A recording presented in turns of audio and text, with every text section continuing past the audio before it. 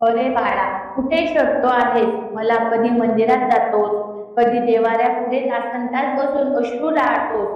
तू म्हणतोस स्वामी मी खूप कष्ट करतोय, कोणाचं वाईट करत नाही. मग माझं नशीब का उघडत नाही? माझी प्रगती का थांबली आहे? तू बाहेर सगळीकडे उपाय शोधत आहेस, पण तुला ठाऊक आहे का, ज्या संकटाशी तू बाहेर लढत आहे त्याचमुळे तुझ्या घराचा आतच दडलाय.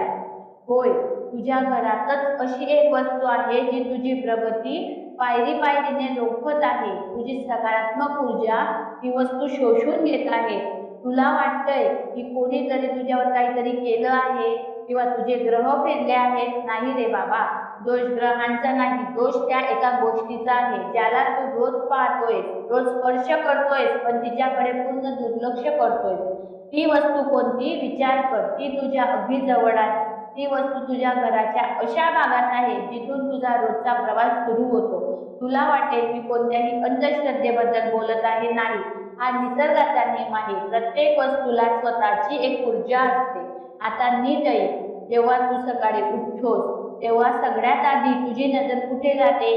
किंवा घराबाहेर पडताना तू शेवटचं काय बघतोस? ती वस्तू दुसरी तिसरी काही नसून तुझ्या मुख्य दरवाजाच्या मागे किंवा उंबरठ्याजवळ लागलेली ती एक जुनी निरुपयोगी वस्तू आहे, ज्याला तू काहीतरी कामात येईल म्हणून वर्षानुवर्ष जपून ठेवला आहेस. पण हा, ती वस्तू तिथे फक्त जागा अडवून नाही, तर ती तुझ्या घरात येणाऱ्या लक्ष्मीचा रस्ता अडवून उभी आहे. ती वस्तू नेमकी काय करते आणि तिचा तुझ्या मनाशी काय संबंध आहे हे जाणून घे.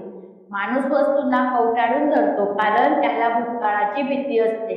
ती वस्तू म्हणजे तुझ्या घरात पडलेला तो जुना बंद पडलेला पाळत किंवा गंजलेलं कुलूप, किंवा अशी कोणती वस्तू जी आता वापरात नाही पण तरीही घरात आहे. तू विचार कर, जेव्हा वाहणार पाणी एका जागी थांबतं तेव्हा त्याला दुर्गंधी येते की नाही? मग तुझ्या घरातली ऊर्जा एका जागी साठवून ठेवली आहे. जेव्हा तू त्या बंद पडलेल्या, तुटलेल्या आणि निरुपयोगी वस्तूंवरून रोज ये-जा करतोस तेव्हा तुझ्या नकळत तुझ्या मेंदूमध्ये एक नकारात्मक तरंग निर्माण होतो. तुला सतत थकल्यासारखं वाटतं, उत्साह जागत नाही. तुला वाटत असेल की या साध्या वस्तूंमुळे फक्त पैशांची अडचण होते.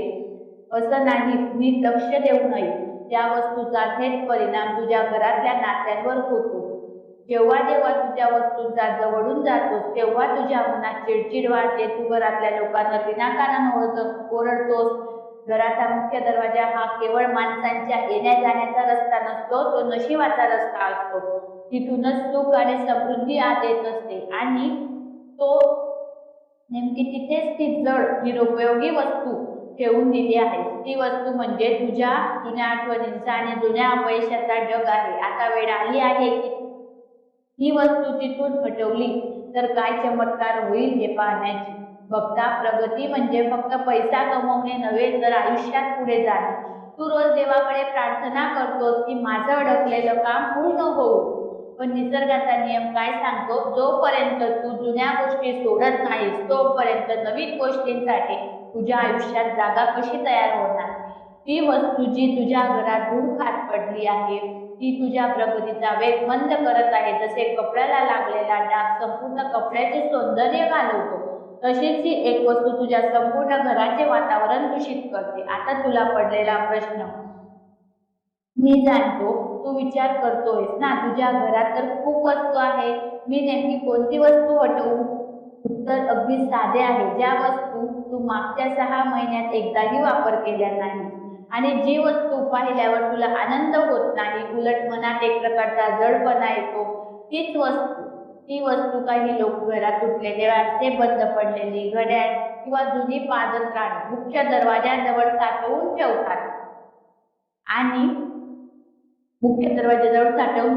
आणि ही केवळ वस्तू नाही, हे साक्षात दारिद्र्याला दिलेलं आमंत्रण आहे. तू आजच ती वस्तू तिथून बाजूला काढणार आहेस, पण ती काढताना कोणती काळजी घ्यायची? जेव्हा तू ती वस्तू घरातून बाहेर काढशील बाळा, तेव्हा तुला स्वतःला खूप हलकं वाटू लागेल. घरातली हवा बदलल्यासारखी वाटेल. ती वस्तू हटवणे म्हणजे केवळ घर साफ करणे नाही, तर तुझ्या मनातील कचरा साफ करणे आहे. ज्या क्षणी ती जागा रिकामी होईल, तिथे नवीन ऊर्जेचा प्रवाह सुरू होईल. तुझी जी काम वर्षानुवर्ष रेंगाळली होती, त्यांना अचानक गती मिळेल. तुझ्या डोक्यावरचे जड ओझे उतरल्यासारखे वाटेल. पण केवळ ती वस्तू तिथून फेकून देणे पुरेसे नाही. ती जागा रिकामी झाल्यावर तिथे काय करायचे हे समजून घे. ती जागा स्वच्छ धुवून काढ.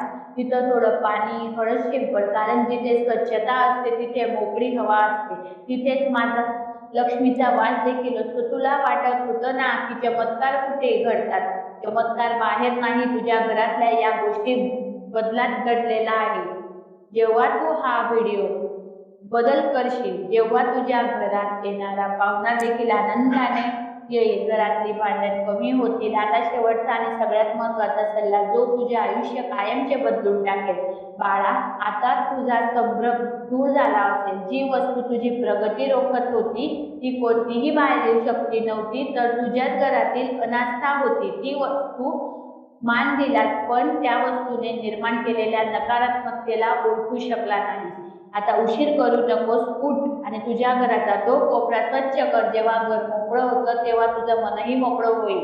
नवीन विचार येतील, नवी संधी चालून येतील आणि मग तुला कशाचीही भीती बाळगण्याची गरज नाही. लक्षात ठेव, वस्तू निमित्त असते, मूळ तुझा भाव असतो. घरातील अडगळ काढली की नशिबातली अडगळ स्वतःहून दूर होते.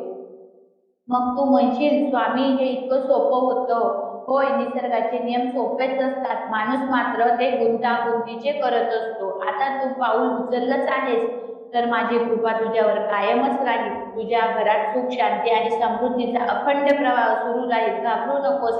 ती निरुपयोगी वस्तू घराबाहेर काढ आणि तुझ्या प्रगतीचे दरवाजे स्वतःच्या हाताने उघड. भिवू नकोस, मी तुझ्या पाठीशी आहे. श्री स्वामी समर्थ.